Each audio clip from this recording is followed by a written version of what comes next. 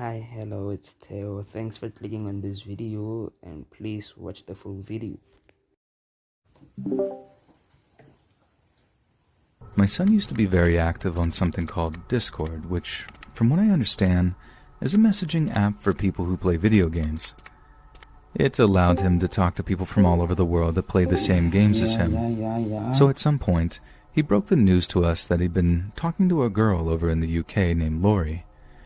She and he had become friends, playing some sort of pirate game, playing together most days and talking pretty much all the time when they weren't at their computers. That's nice. And eventually, he just up and asked her if she wanted to be his girlfriend, and she says yes. It was definitely a new concept for someone like me who grew up at a time when cell phones weren't even a thing, but I understand that we live in the digital age where new methods of dating are coming to the fore, so I just tried to be happy for him, as any mom should when their kid gets their first girlfriend or boyfriend. Plus, with an entire ocean between them, it's not like I have to worry about them getting accidentally pregnant or something. However, one Sunday afternoon, my son emerges from his boy cave for what seemed like the first time in days. Walks into the TV room where me and my husband are sat, and with a very concerned look on his face.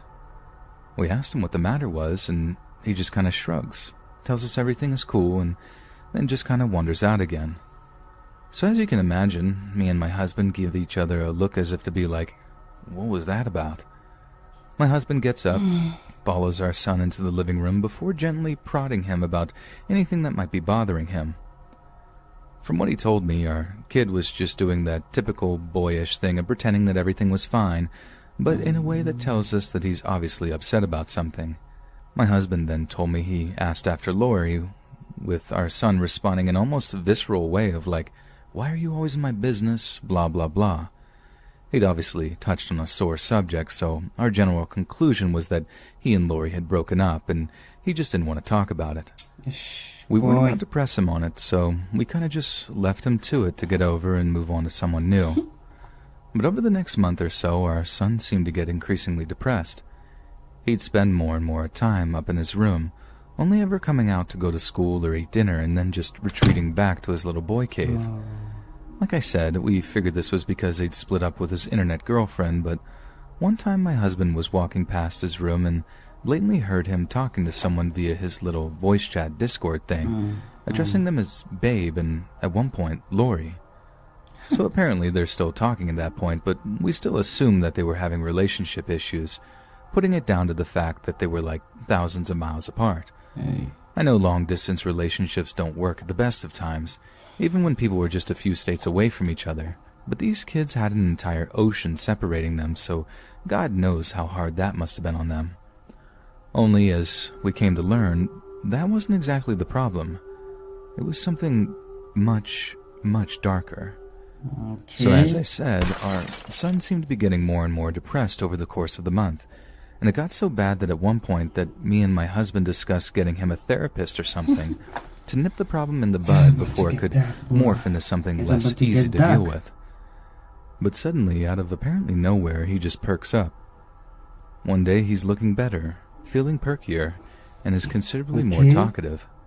He actually seemed keener on spending more time with us too, which for a 16-year-old boy struck us as very unusual. I mean, not that we were complaining. It was nice seeing him feeling better about things, and we put it down to him meeting a new girl or just shutting out Lori from his life.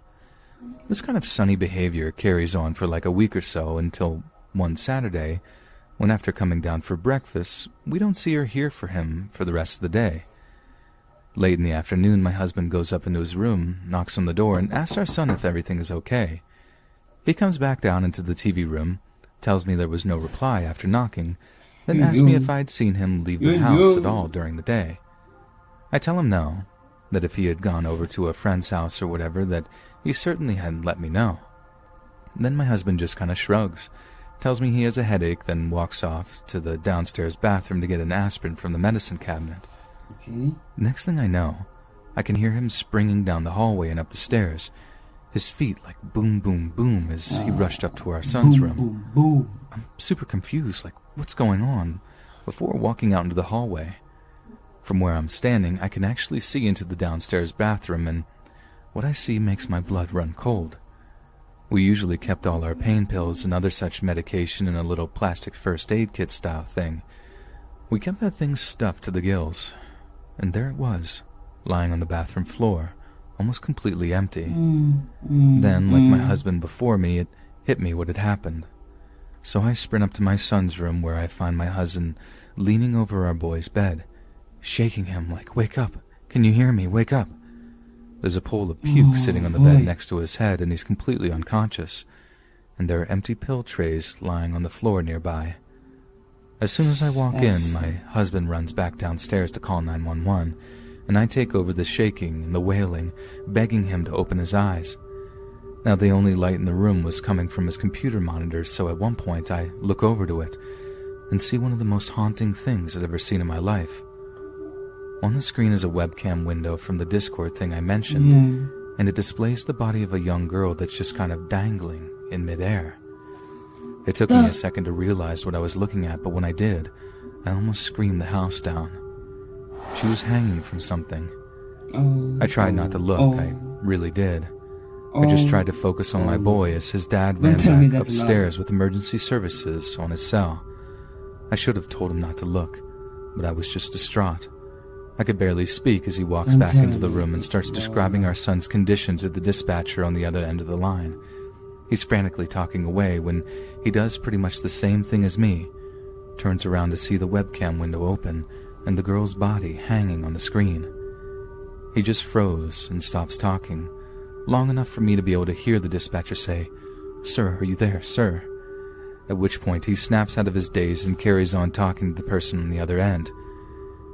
It was he that then had the same presence of mind to turn off the computer, all the while giving the EMTs her home address and begging them to arrive as quickly as possible. Our son was taken to the hospital, where he promptly has his stomach pumped. We stayed all night, waiting in the visitors area, and when a doctor finally approached us with an update on our son's condition, I found my heart racing as I prepared for the worst.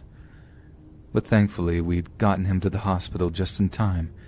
He survived, barely, but the same couldn't be said for the girl on the computer screen, who we assumed was this Lori girl he'd been in the long-distance relationship with. When our son woke up and saw us in the hospital room, he burst into tears.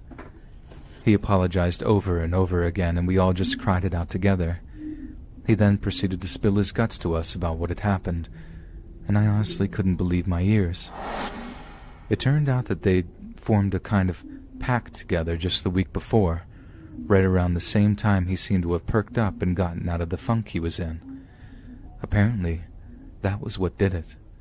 That she and he had figured out a way to escape the pain they were suffering, and that the revelation had been some kind of boost to him, as morbidly insane as that sounds. We went ahead with booking him into therapy, and he's doing much, much better now. What about Laura? We don't monitor his online activities, as he figured he'd just find a way to subvert us, but we definitely don't allow him to have a computer in his bedroom anymore. And since then, me and my husband have made an effort to acquaint ourselves with the darker corners of the internet, and believe me, there are some days I wish I hadn't. Because my God, are there some horrendous things out there, things I wish I'd never seen, and that I'll never be able to get out of my head. That's all for today, guys. Leave a like and subscribe, and see you in the next video.